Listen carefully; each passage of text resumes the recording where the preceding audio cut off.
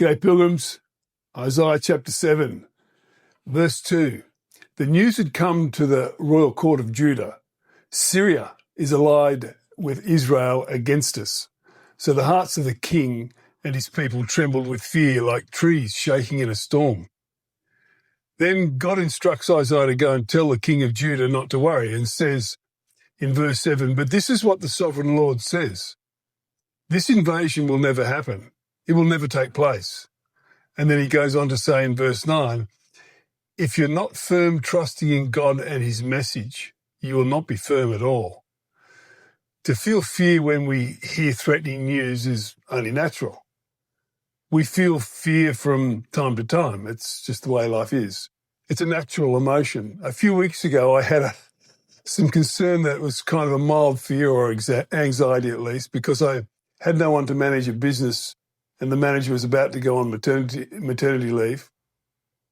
And even though this problem had been looming, obviously, for months, the lack of a solution was playing on my mind. And when I finally prayed about it, someone popped into my mind who I previously hadn't considered.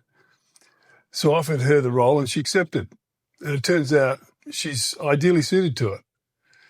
This was only a small thing, but the fear of a lack of solution played on my mind nonetheless. And we often rob ourselves of peace of mind because we don't seek the solution from God. Later in verse 11, God sends a message to King Ahaz to ask for a sign that he's going to be saved from his fearful enemies, to reassure him, I guess. But Ahaz refuses. Unlike when Jesus rebukes people in the gospel for seeking a sign, God rebukes Ahaz for not seeking a sign. So Isaiah in verse 14 says, "All right, then the Lord himself will give you the sign. Look, the virgin will conceive a child. She will give birth to a son and will call him Emmanuel," which means God is with us. Ahaz does have a son born to him, and both the enemies he is fearful of are eliminated by the time the child is weaned. So Isaiah's prophecy is filled in the immediate circumstance. But then, of course, Jesus is born about 700 years after Ahaz, so there is a more profound fulfillment. Skeptics like to argue, like annoying Pharisees, over the precise meaning of the word translated into Greek as virgin, but they're missing the point. In the practical here and now, God answers our fears, like my little problem with the manager.